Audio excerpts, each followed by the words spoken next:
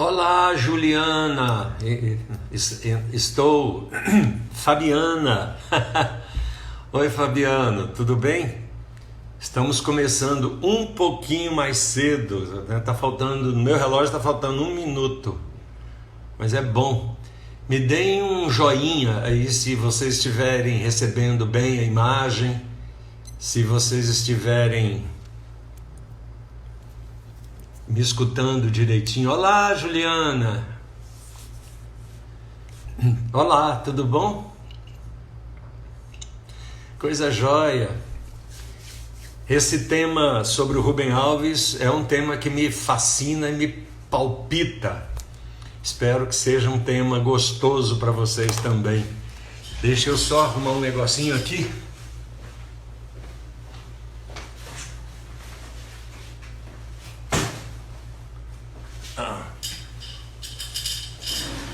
Opa, muito bem.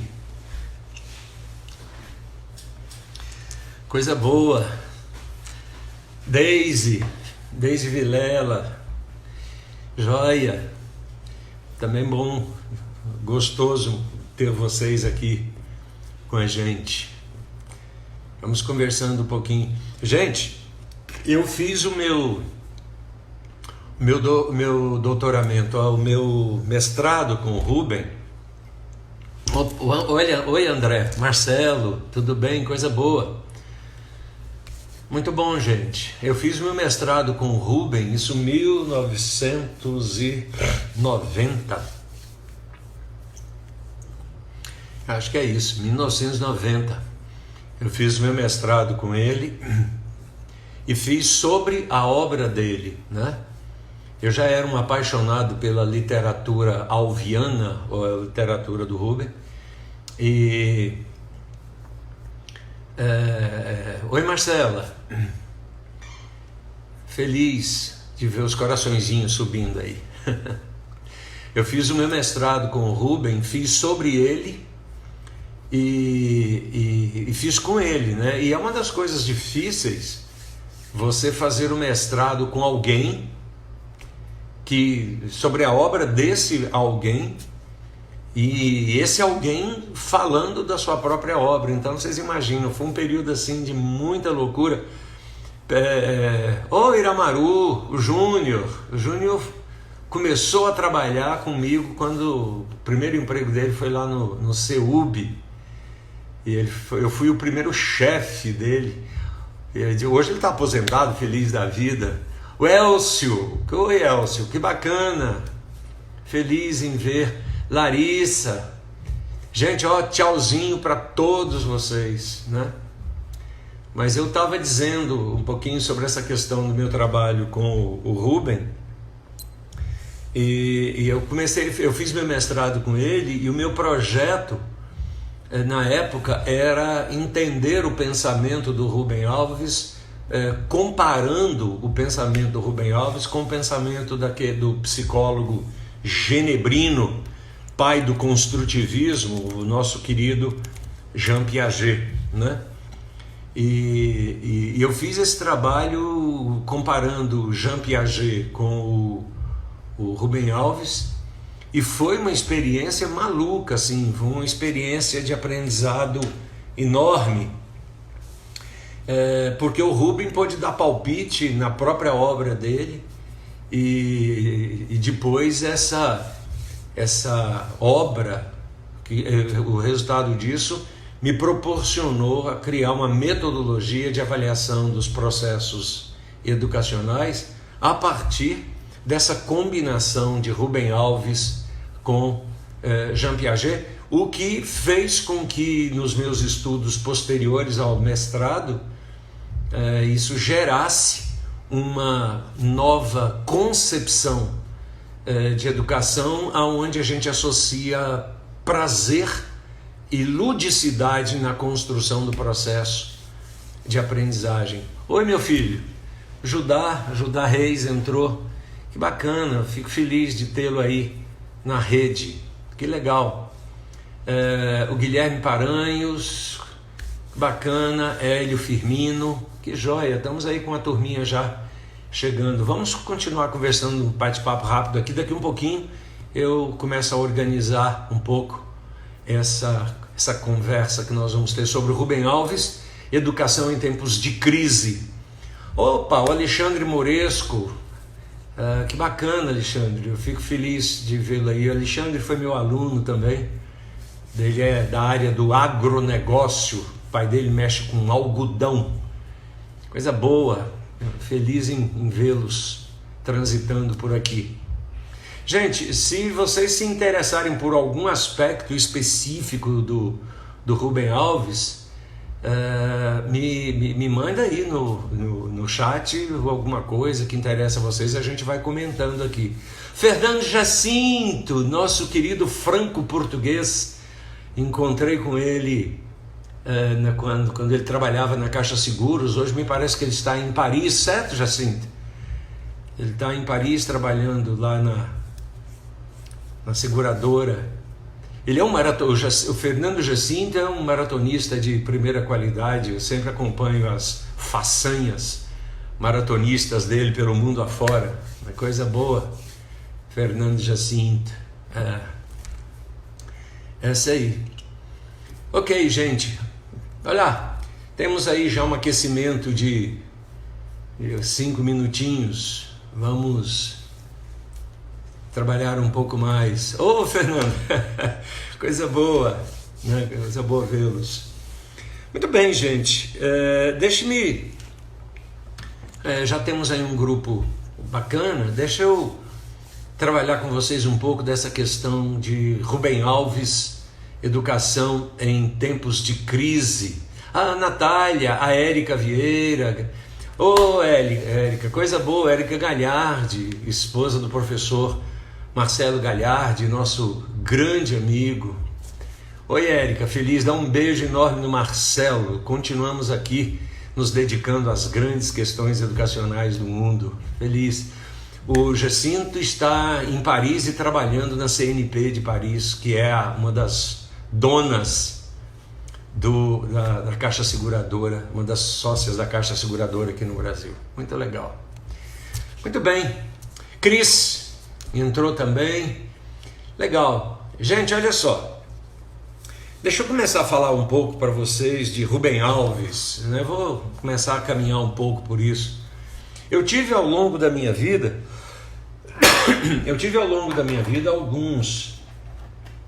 algumas pessoas que sempre me fascinaram, né? E me fascinaram porque, a meu juízo, sempre foram pessoas totalmente fora do contexto que a gente pode chamar de normalidade, né? Se você pensar bem, essa questão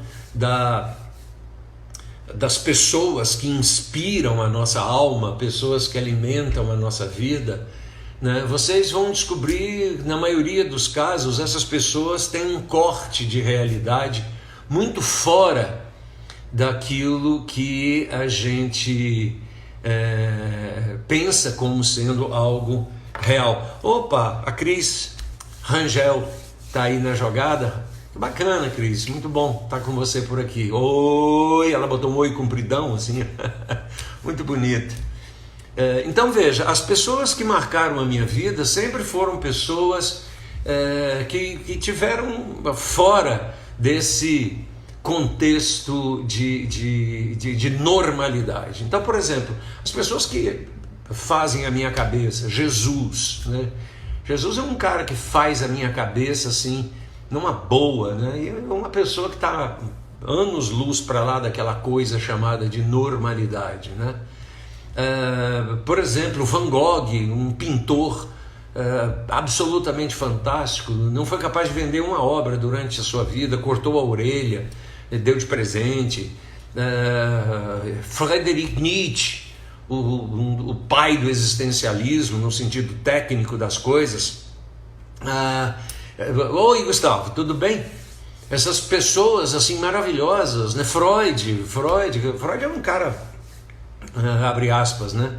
Para os padrões convencionais, maluco sobre todos os aspectos, etc. Quando você olha Leonardo da Vinci, quando você olha Michelangelo, quando você olha Søren Kierkegaard, quando você olha os filósofos da fase alemã, etc., quando você olha as pessoas que fizeram diferença no mundo, você vai acabar descobrindo que essas pessoas não tinham absolutamente nada de normais, né? Eram pessoas que estavam para além da linha de normalidade. São pessoas que, na sua loucura, né, interpretam o mundo de uma forma tão fantástica que vão capturando as pessoas. Eles são grandes imãs atrativos daquela ansiedade que a nossa alma tem, né? E eu sempre fui um cara muito inquieto com relação a isso, né? Eu também nunca me considerei uma pessoa, abre aspas, normal, né? No sentido de estar totalmente enquadrado na caixinha. Eu acho que a minha caixinha é muito mais um hexágono, né? Uma outra coisa qualquer do que propriamente um negócio. E foram nessas caminhadas na busca dessa coisa que me inquietava a alma, que eu de repente dei de cara com Rubem Alves. E me identifiquei muito com ele. E o Rubem tem uma questão muito interessante, né? O Rubem é um visionário que desde a sua mais tenra infância tem a inquietude instalada no coração dele. Ele sempre foi uma pessoa absolutamente inquieta. Nasceu numa cidade muito pequena, Boa Esperança, em Minas Gerais, uma cidade relativamente pobre, e ele começa o discurso dele dizendo que ele sempre foi pobre, mas nunca foi infeliz. Ele começa a falar da infelicidade quando ele vai para o Rio de Janeiro e descobre a comparação.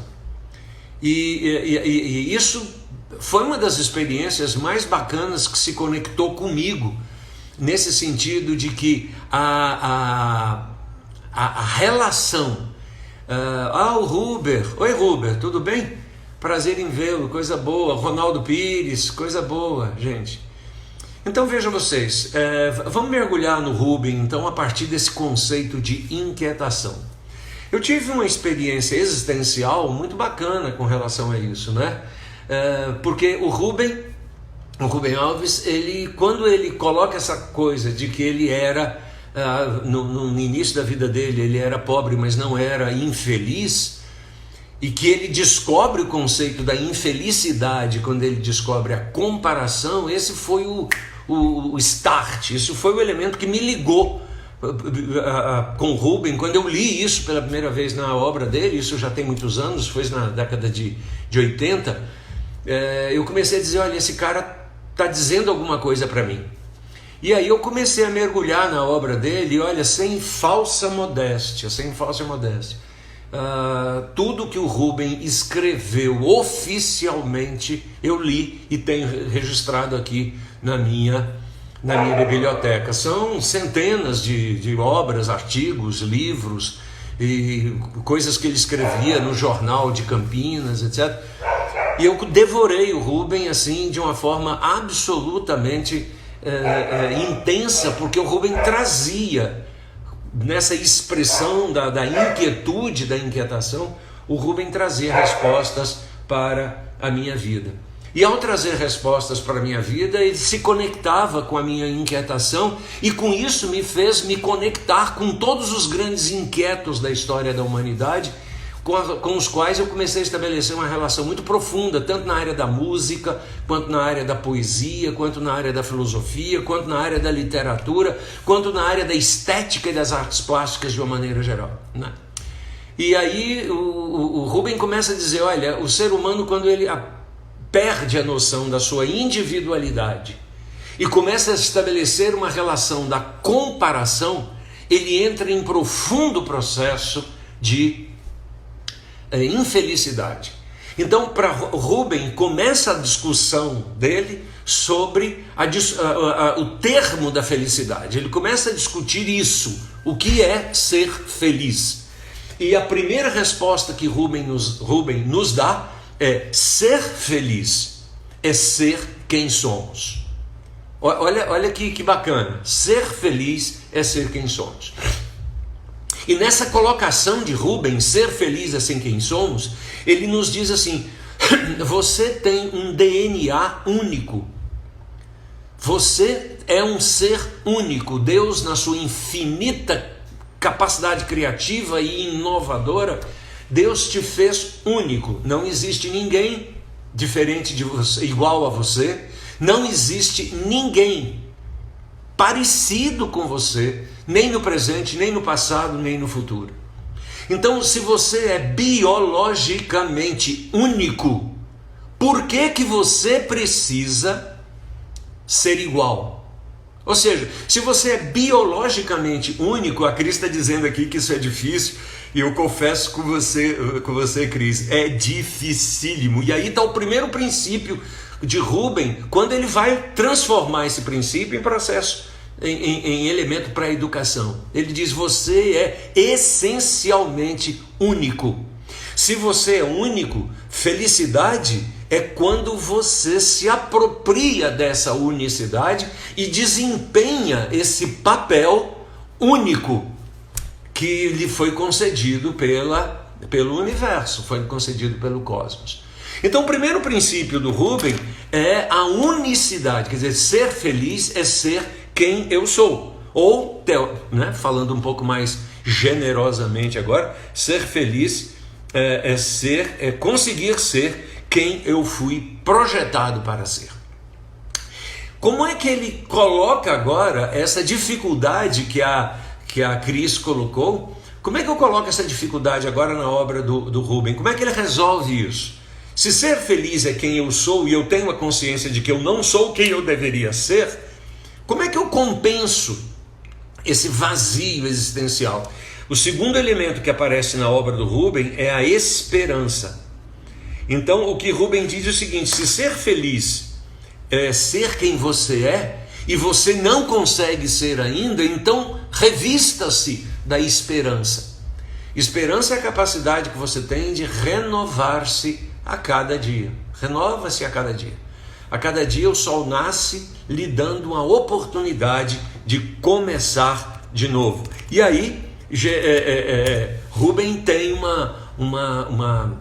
um caso que ele conta, que é um caso bíblico de Jesus com Pedro, né?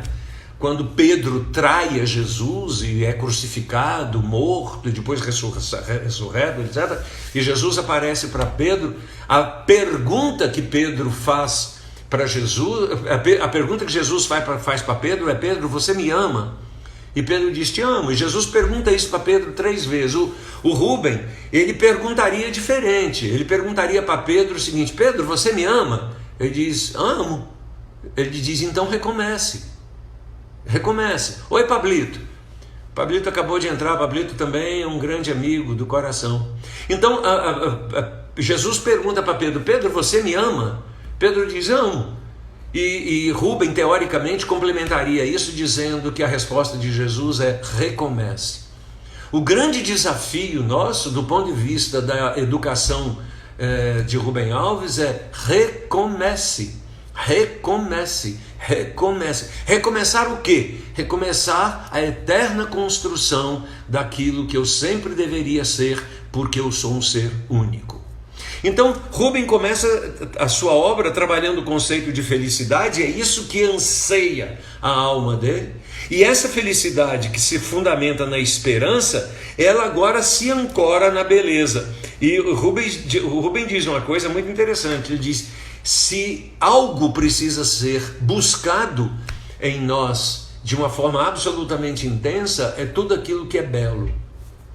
Inclusive tem uma frase do Rubem que cria arrepios na cabeça dos filósofos, né? Rubem diz assim: quando você tiver numa dúvida ética entre a verdade e a bondade, escolha a bondade, porque na bondade a verdade se manifesta. Então Rubem trabalha o mundo na perspectiva dessa percepção estética da beleza como expressão absoluta da bondade. E Rubem diria: Deus é belo porque é bom, e Deus é bom porque é belo, né? Então a relação entre beleza e bondade está extremamente presente na obra educacional de Rubem, né? Agora, essas três coisas, quer dizer, felicidade, esperança e beleza, sustentados pelo conceito de bondade, ao longo da vida do Rubem foi se organizando. Ele se torna pastor. Ele nasceu em 1933, né, e morreu em 2014. E nesse período ele passou por várias etapas na vida dele. Ele começa a sua vida naquilo que me interessa, daquilo que nos interessa de uma maneira geral. Oi, filha, a Tirza entrou também, coisa boa tê-la aqui. Você e o Judá, a Licinha daqui um pouco aparece. Amo muito vocês, filhos queridos, que têm me ensinado ao longo da vida a ser um pouco mais generoso com a própria vida, né? Enfim, a brincadeira que está por trás disso, oi Mirtes, a brincadeira que está por trás disso mostra o seguinte: Rubem, quando ele nasce lá em Boa Esperança, em 1933, e ele vai trabalhando essa relação dele com o mundo, ele se torna pastor. Ele vai para o Seminário Presbiteriano do Sul, lá em Campinas, onde ele faz o seu curso pastoral, e a partir do momento que ele se torna pastor da igreja presbiteriana, esses elementos começam a ser sistematizados na vida dele. Ele não tem consciência disso ainda, ele só vai ter essa consciência quando ele escreve The Theology of Hope. Ele está na Universidade de Princeton, nos Estados Unidos, onde ele faz o doutorado dele. Quando ele está lá na Universidade de Princeton, ele começa a organizar coisas maravilhosas sobre essa sequência dele, quer dizer, felicidade, esperança, beleza, sustentados pela bondade, né? E aí ele constrói os dois grandes pilares da sua obra, que vai adquirir o seu ápice já nos últimos 20 anos da vida dele, quando ele se torna um educador por excelência lá na Universidade de Campinas. E nesse ponto mais alto da sua estrutura, ele desenvolve dois princípios, que é o tempus fugiti e o carpe diem. E essas duas palavras sintetizam toda a obra do Rubem. Tempus fugiti, o tempo foge, e carpe diem, viva o dia, curta o dia, aproveite o dia, porque o dia é a única coisa que você tem de concreto na sua vida. Então, o carpe diem e o tempus fugiti são as duas variáveis que vão determinar toda a obra do Rubem. Então, agora, olha só que coisa interessante. Entendido essa introdução, e aí eu vou falar um pouquinho do tempus fugiti e do carpe diem daqui um pouco, mas vamos entender como é que esse elemento funciona na construção da obra do Rubem. Rubem começa como pastor lá no Rio de Janeiro, né? Ele começa como pastor, atuando como pastor em comunidades, e ele sempre se conecta agora com a razão pela qual a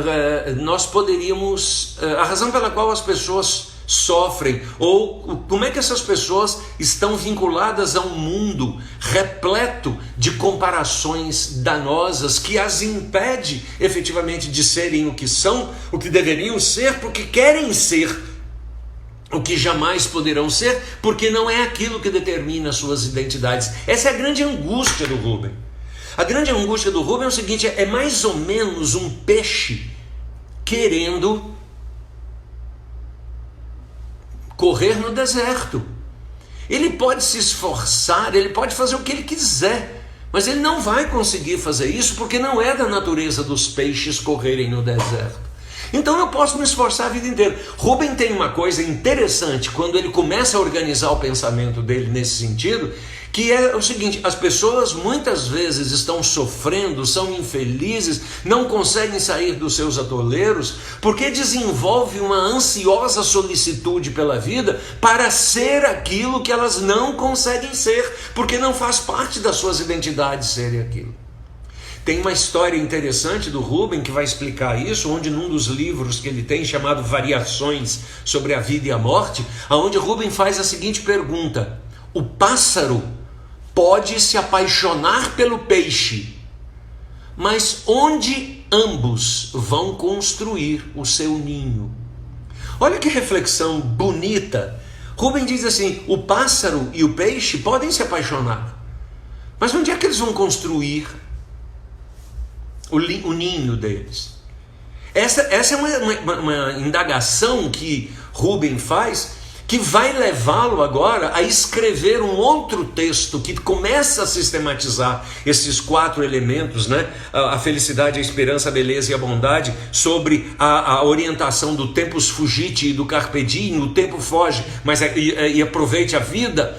Quando ele cruza essas duas coisas, o primeiro texto explicativo que ele gera é um texto lindo chamado A Topeira que Queria Ver o Cometa. Vocês sabem que é a topeira, né? Topeira é aquele bicho que vive debaixo da terra. E Rubem, na sua genialidade, ele conta um caso genial. Ele diz assim, que tinham 4 amigos. A topeira, 3 amigos. A topeira, a águia e o gavião. Esses 3 amigos se reuniam toda noite debaixo do grande carvalho da floresta. Esses 3 amigos se reuniam para conversar sobre a vida. E eles começavam a conversar, né? Olha, o isso, aquilo outro. E de repente apareceu no céu um cometa. E num dia tá a topeira, que vive debaixo da terra, a topeira, a águia e o gavião conversando, e a águia dizendo, olha que bonito o cometa, e o gavião, olha, o cometa tem uma cauda linda, olha, e a topeira lá, né? Vocês sabem que a topeira não consegue ver um palmo na frente do nariz, né? E a topeira lá, e ela não tinha o que dizer, e ela começou a ficar extremamente deprimida, porque ela não tinha o que falar. E porque o cometa é bonito, olha o rabo do cometa, olha as estrelas, olha isso. E a topeira ficava lá, escutando a conversa do gavião e da águia. Até que ela ficou tão angustiada com isso, que um dia ela foi procurar a coruja. E a mestre na sabedoria da floresta, ela chegou lá e diz, dona coruja, olha, eu estou com um problema seríssimo. Tem 2 pessoas que eu sou amiga delas de verdade, que é a dona águia e o seu gavião. Eles estão falando do cometa e eu não consigo ver o cometa. Eu estou assim absolutamente perdidos. Eu estou absolutamente perdido porque eu estou angustiado, porque eu quero ver o cometa. Aí a coruja vira para a topeira e diz assim, me conte a coisa, onde é que você mora? Ele diz, eu moro numa caverna que fica debaixo do grande carvalho. Aí ele diz, o que tem dentro da sua caverna? Ele diz, dentro da minha caverna tem umas coisas maravilhosas, tem umas raízes fantásticas, tem uns salões maravilhosos, tem uma água cristalina que passa por baixo do carvalho a vida inteira, onde eu me banho, e é uma água gostosíssima, é uma água puríssima, e tem brotos de raízes com os quais eu me alimento, e a minha vida debaixo, na caverna, debaixo do carvalho, é cheia de cristais, é cheia disso, cheia daquilo, cheia daquilo. Aí a coruja vira para a topeira e diz, os seus amigos já escutaram a sua história? Ele diz, não, os meus amigos nunca ouviram essa história. Ele diz, olha, conte para os seus amigos como é que é a beleza do mundo que você vive. Aí no dia seguinte, na próxima reunião, onde reuniu-se o gavião, a águia e a topeira interrompeu a conversa dos dois e disse o seguinte, olha gente, deixa eu contar a minha história para vocês. E ela começou a contar a história de como era fantástico morar embaixo do grande carvalho. E a águia e o gavião ficaram absolutamente fascinados. E eles começaram a dizer o seguinte, como essa beleza é possível e nós nunca vamos conseguir vê-la. E aí a topeira diz, olha, assim como a beleza dos céus é fantástica e eu nunca conseguirei vê-las, por isso, olha que lindo agora, por isso eu preciso de vocês. Eu, topeira, preciso dos olhos da águia para poder ver os céus, mas a águia precisa dos meus olhos para ver o subterrâneo. porque a águia jamais vai ver o subterrâneo de uma caverna, assim como eu jamais verei o cometa. E a partir do momento que eles entenderam essa diferença entre uma coisa e outra, eles começaram a ter uma amizade muito mais profunda, uma codependência muito mais honesta, uma relação muito mais fantástica com o aprendizado das suas competências que transita nisso. E aí, quando Rubens sistematiza os 4 elementos, quer dizer, beleza, a felicidade, a esperança, a beleza, a bondade, sobre a perspectiva de que o tempo é curto e sobre a perspectiva de que aproveite o dia, ele sintetiza isso nessa obra muito bonita chamada A Topeira que Queria Ver o Cometa. Olha que coisa linda. E aí ele traz isso para a educação. E aí ele começa a sistematizar isso. Mas olha o que aconteceu. Quando Rubens começou a pensar isso e a organizar isso, ele estava nos Estados Unidos, e o primeiro elemento que o levou a trabalhar a sistematização deste processo foi uma tese que ele escreveu quando ele estava nos Estados Unidos, que foi em 1964, quando ele escreveu uma tese chamada O Sentido da Revolução de 64, né? O sentido da revolução para a igreja evangélica no Brasil. E quando ele escreveu essa tese, esse artigo, esse livro, sobre o sentido da revolução para a igreja evangélica no Brasil, a igreja presbiteriana já começou a olhar para ele com o nariz torto, e aquilo começou a incomodar a igreja presbiteriana de uma forma muito grande, né? A igreja começou a ficar incomodada porque o Rubens, nesse texto, ele começa a denunciar a relação existente entre a igreja evangélica brasileira e a Revolução de 64, mas mais especificamente ele começa a denunciar o compromisso que a igreja presbiteriana do Brasil tinha com a Revolução de 64. Uma igreja conservadora, uma igreja fundamentalista, uma igreja de direita, uma igreja comprometida com o seu status em relação ao poder. E Rubens denuncia isso de uma forma muito clara. Rubens denuncia dizendo: olha, vocês não estão preocupados com a felicidade, com a esperança, com a beleza e com a bondade, vocês estão travestindo um discurso para poder agradar as relações de poder. E aí o pessoal ficou meio que com ele transformando na bola da vez.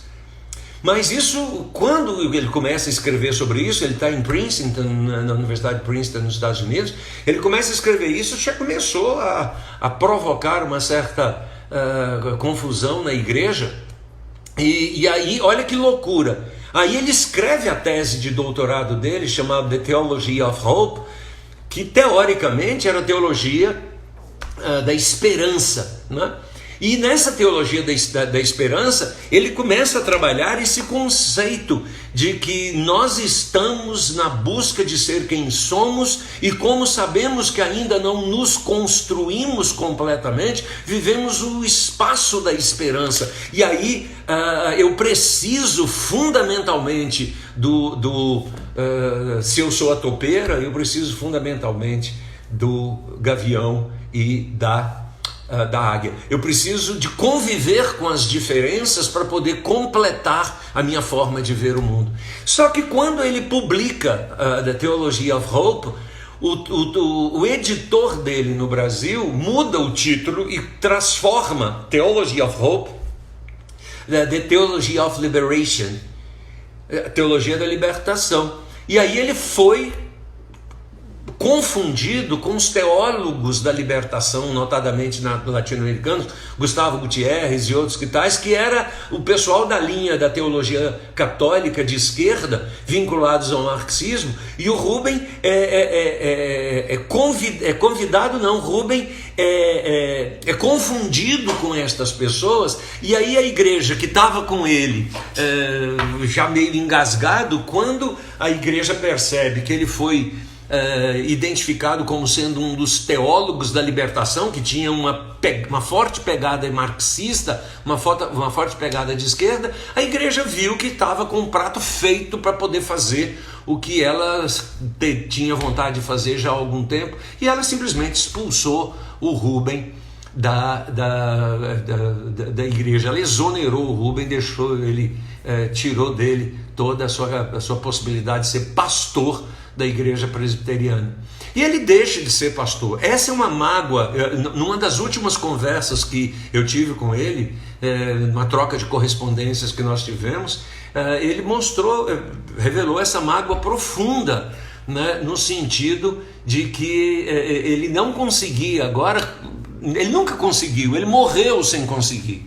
Ele nunca conseguiu processar isso num sentido claramente, ou seja, o fato dele ter sido abandonado pela igreja por causa de alguns equívocos cometidos até por ele, pela literatura dele, mas pela forma da igreja perceber a coisa, e nunca terem dado a ele o direito dele poder responder. A igreja nunca chamou o Rubem e disse assim: olha, vamos sentar aqui e bater um papo sobre isso que você está falando, para a gente poder entender o que você está dizendo.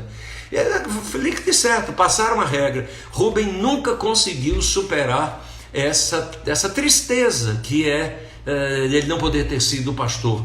Eu não sei se eu tenho um juízo muito claro sobre isso, se seria melhor ou se seria pior, porque, como dizia Carlyle, o se é uma imbecilidade, né? Então eu não sei. Eu só sei que ele deixou de ser pastor, e aí ele começa a caminhar para a área da teologia. Aí ele escreve um livro maravilhoso chamado A Gestação do Futuro, aonde ele agora, isso em 1968, 69 por aí, ele começa agora a falar sobre temas que hoje são palpitantes. Ele começa a falar sobre sustentabilidade, ele começa a falar sobre conservação, ele começa a falar sobre ambiente, ele começa a falar de uma teologia do ambiente, Deus preocupado com o jardim que ele criou e principalmente preocupado com os jardineiros que ele colocou nesse jardim. Quer dizer, a grande concepção de Rubem nesse momento é dizer o seguinte: Deus faz um jardim maravilhoso, coloca um jardineiro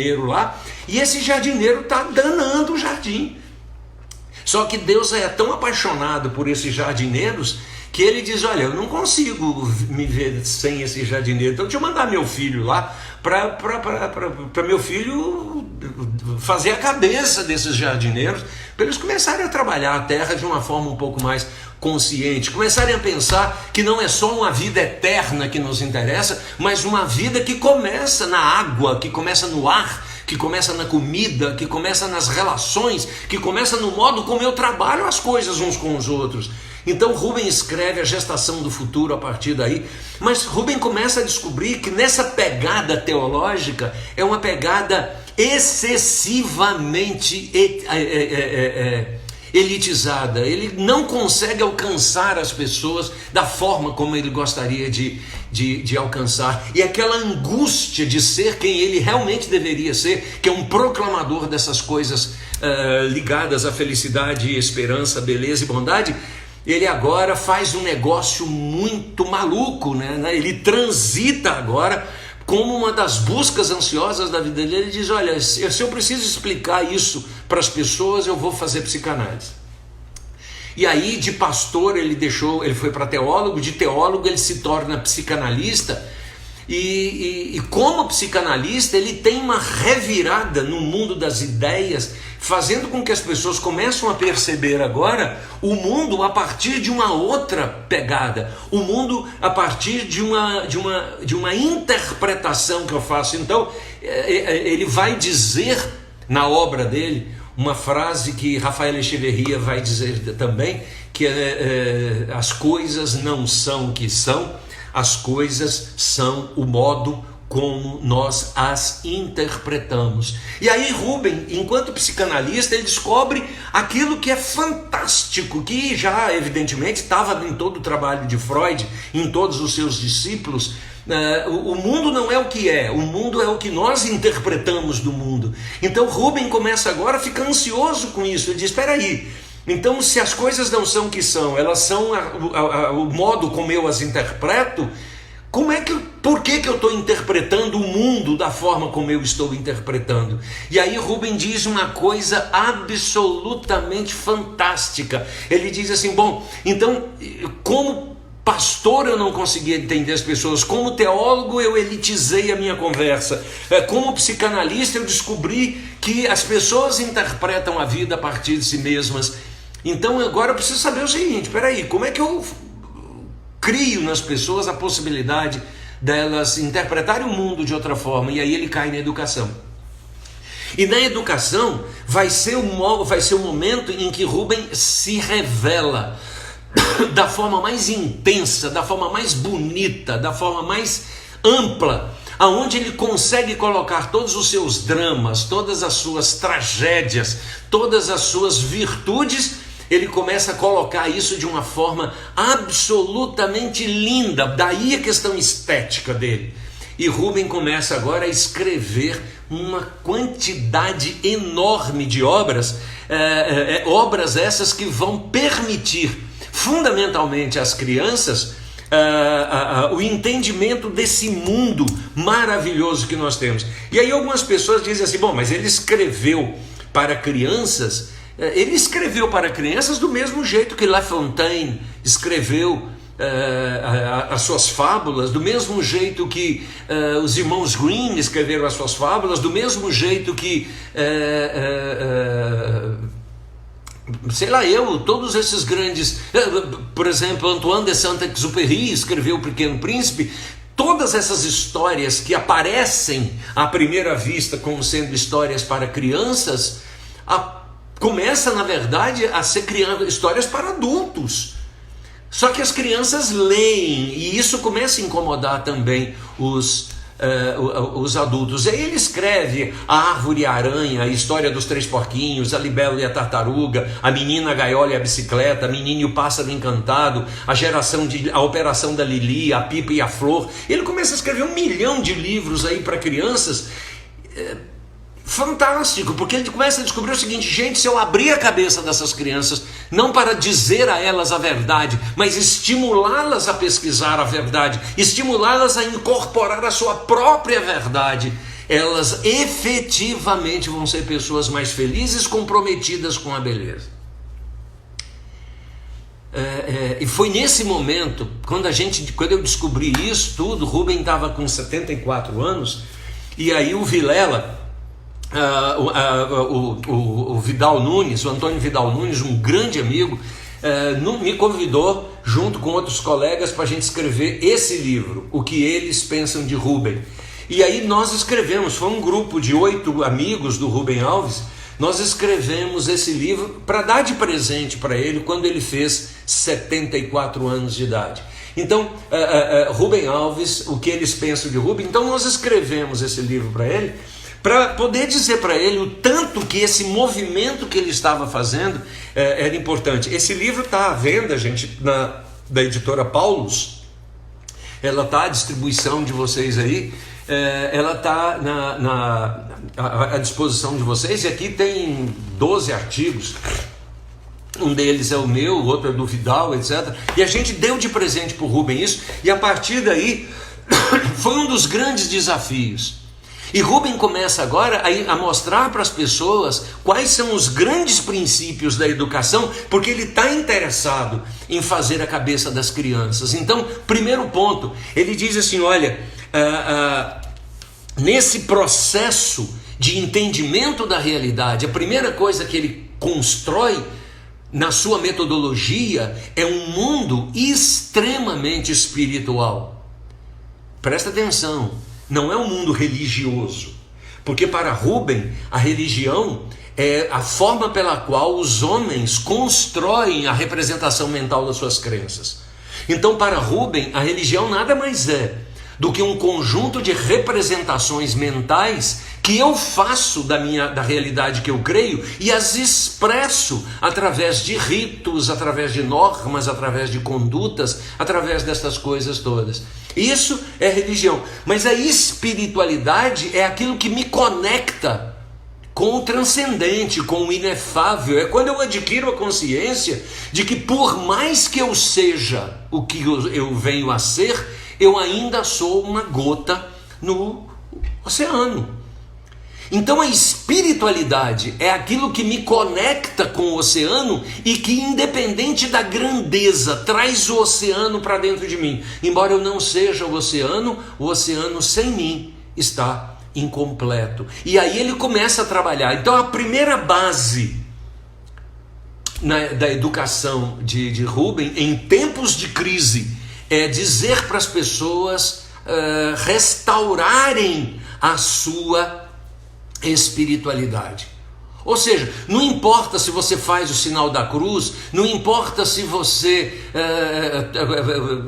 toma a hóstia ou se você faz a Santa Ceia conforme querem os evangélicos, não importa se você batiza com água por imersão, por aspersão, por infusão, não importam estas coisas. Isso são representações mentais, são representações que eu exteriorizo do meu modelo mental sobre aquilo que eu creio. O que importa é que todas essas linguagens estão me conectando com aquilo de quem eu vim e da qual eu estabeleço uma profunda relação com esse cosmos. Então, Rubem começa a trabalhar o respeito de uma forma fantástica, que ele começa a ensinar para as pessoas o respeito pela grandiosidade, pela beleza, pela imensidão das coisas. Ou seja, a primeira coisa que está na obra de Rubem ao ensinar a educação é não deixar que as crianças percam a sua curiosidade. Gente, isso me arrepia da cabeça aos pés. Porque a primeira coisa que nós fazemos na escola hoje, em todos os níveis, é caçar o direito que as pessoas têm de serem curiosas. Rubem diz assim, olha, estimule a curiosidade, estimule as pessoas a perguntar por quê. Porque o que nós temos hoje são respostas provisórias. E essas respostas provisórias, ao longo da vida, vão tornando-se mais abundantes, mas continuarão eternamente sendo provisórias. Eu tenho algumas respostas sobre muitas coisas hoje, mas essas respostas não são definitivas. Eu não sei o que vai acontecer daqui 200 anos, que respostas se darão às grandes perguntas existenciais do homem. Então, o Rubem diz assim, você quer educar as pessoas? Estimule a curiosidade delas. Estimule a curiosidade delas e faça com que elas entendam fundamentalmente que toda e qualquer resposta que porventura elas conseguirem, estas respostas vão estar centradas profundamente na beleza. E o que ele está querendo dizer é o seguinte: a beleza é essa capacidade estética que eu tenho de me deslumbrar com aquilo que eu descubro no nível que eu tenho de descoberta. Tem dois casos de Rubem que eu gosto muito. Um deles é o caso que ele conta de um pai que morava no interior de um país sul-americano qualquer, num deserto, e o filho dele ficava ansioso para saber das coisas, aquele negócio todo, e o pai sempre falando, olha, um dia eu vou te levar para ver o mar. E o filho dizia, pai, mas como é que é o mar? Ele dizia, olha, o mar é assim, assim, assim, assim. Aí um belo dia ele virou-se para o filho e disse, filho, hoje eu vou te levar para conhecer o mar. Aí botou o filho em cima do lombo de um burro e saiu andando com ele, etc. Era uma viagem longa, longa, longa, longa, longa, longa, longa, longa, longa.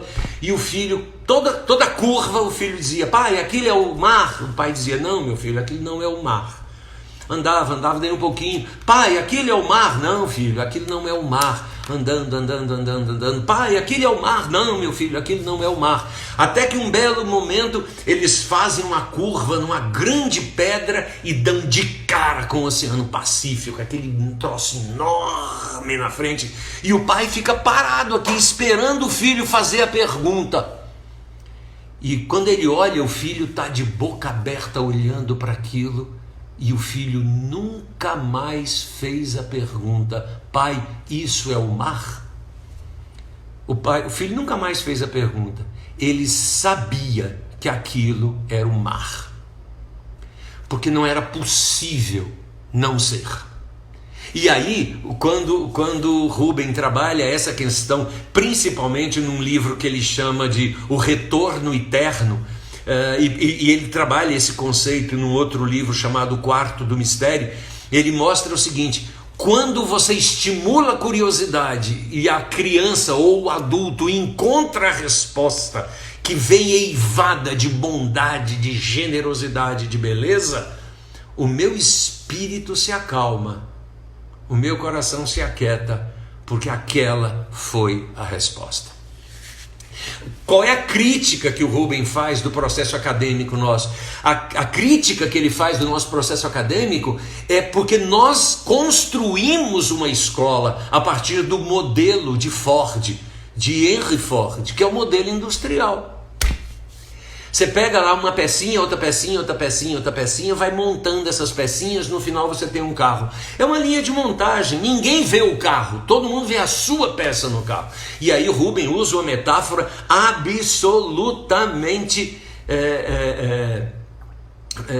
provocadora. Ele diz assim, olha, as nossas escolas são verdadeiras máquinas de moer carne.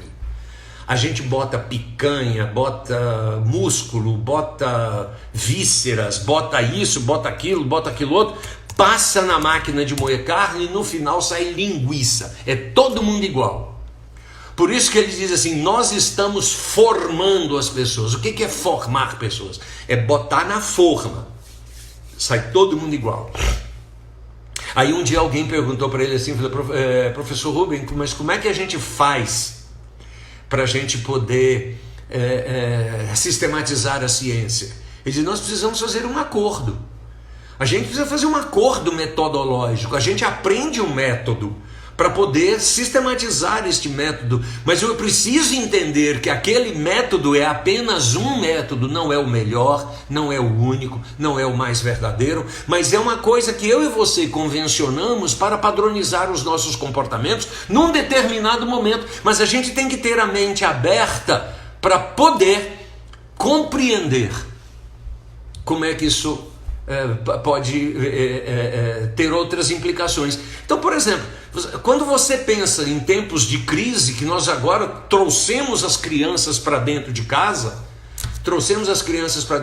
e estamos fazendo homeschooling com as nossas crianças, a gente precisa ter isso em mente, porque esse modelo de escola, professor na frente, crianças não sei o que, atividades não sei o que, essa coisa é um modelo urbano industrial que não tem nada a ver com a educação do ponto de vista da sua veracidade. A educação do ponto de vista da sua velocidade é aquela educação que está no dia a dia, que está no fazer a comida, que está no limpar a casa, que está no fazer um desenho, que está no construir alguma coisa, que está no andar de bicicleta sem rodinhas para cair, mas para aprender o equilíbrio. É nesse assessoramento.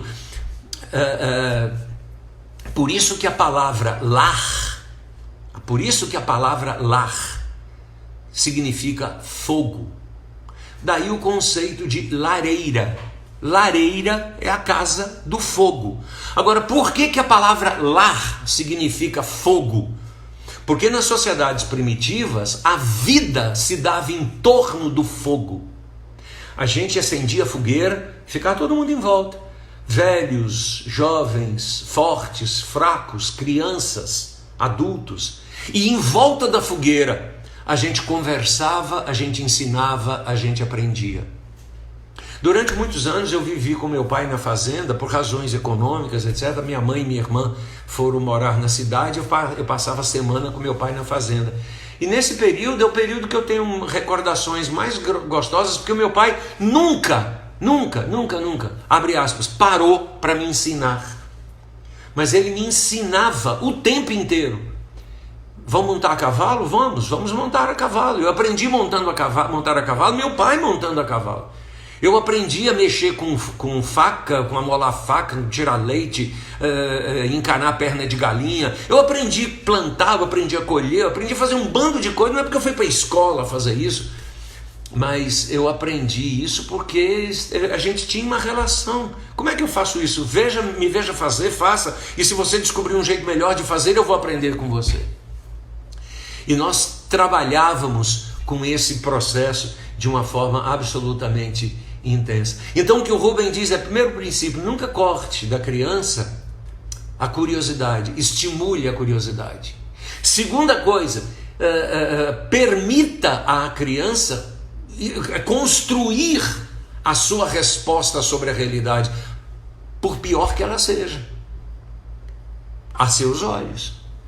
Mas permita a ela, né? Permita a ela a dar respostas, que sejam respostas fantásticas, mas permita a ela falar. E terceiro lugar, respeite essa resposta e construa qualquer coisa a partir dessa resposta. Mas é fundamentalmente a gente entender agora que tudo isso só se manifesta, e a gente já vai caminhando para o final. Isso só faz sentido se a criança começar a ter, a criança, o adulto ou qualquer um de nós, começar a perceber que a sua relação com ela é uma profunda relação de respeito, mas que se sustenta no prazer, que se sustenta na alegria.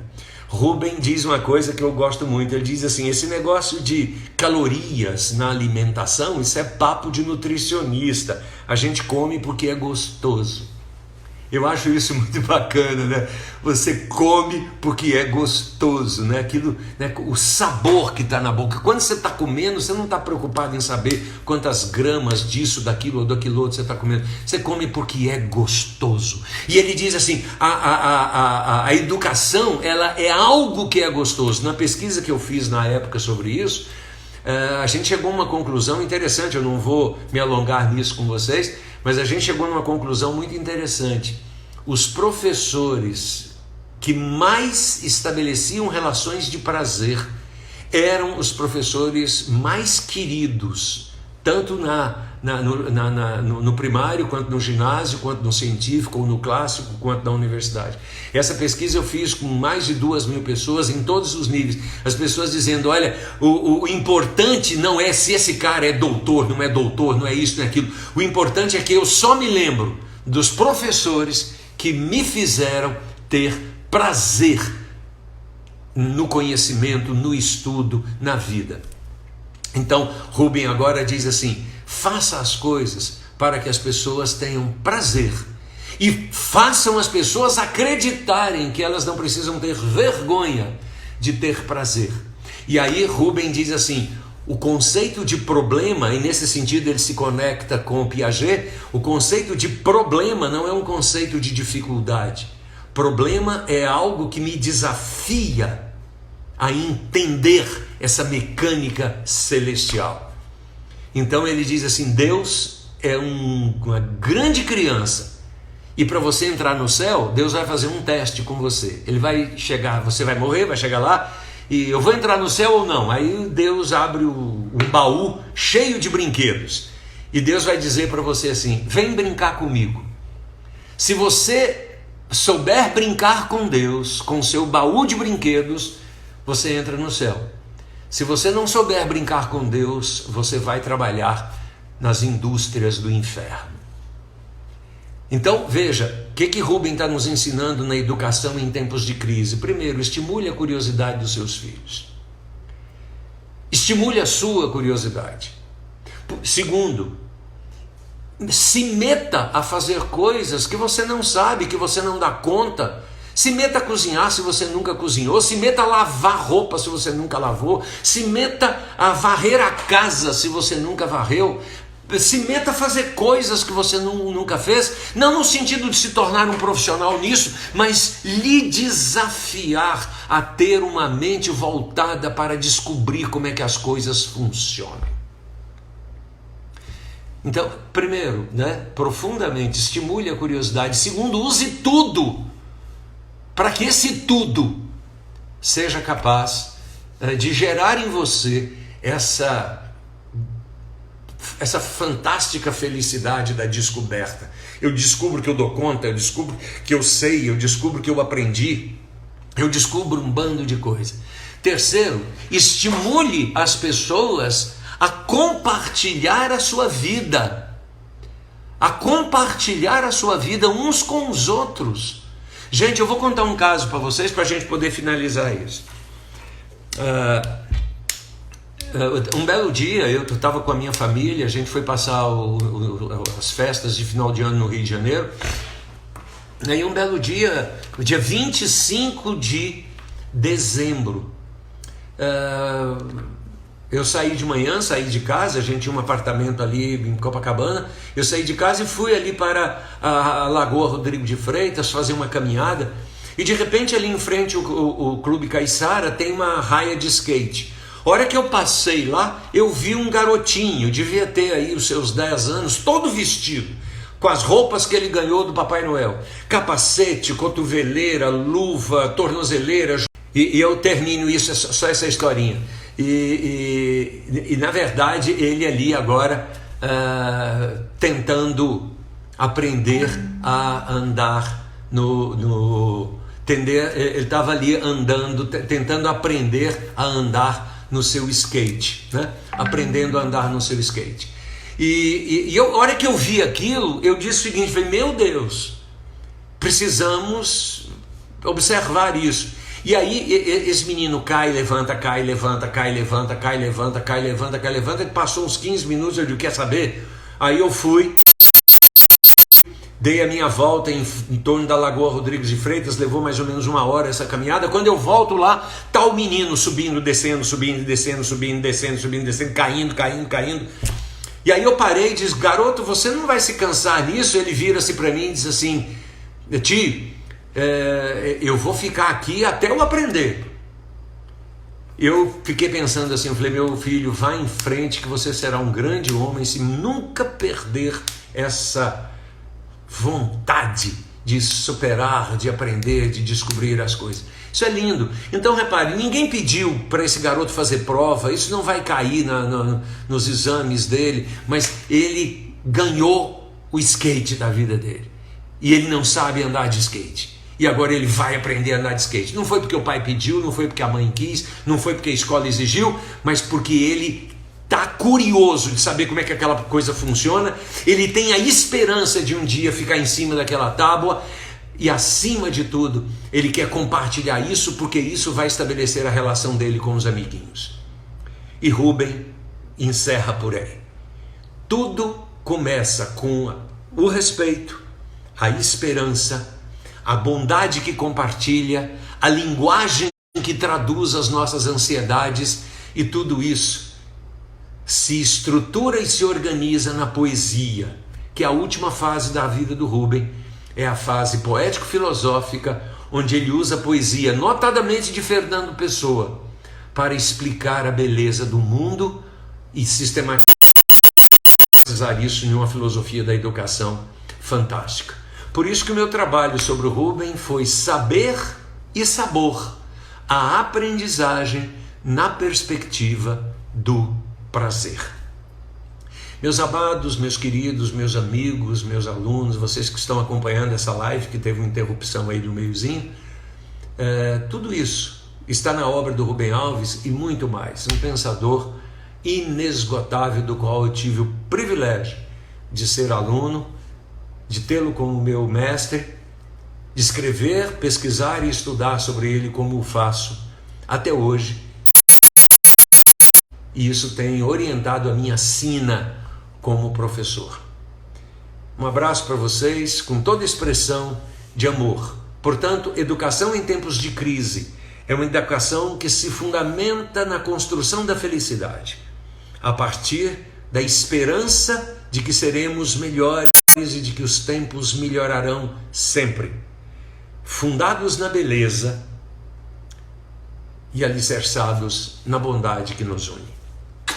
Beijo para vocês. Curtam, e sexta-feira que vem tem mais live e vamos falar de Bauman, o mundo líquido. Vamos falar disso na nossa próxima sexta-feira. Beijo para vocês, gente querida. Vou finalizando aqui, feliz de ter a participação de vocês. Um beijo. Divulguem. Sexta-feira que vem, 15h30, uma nova live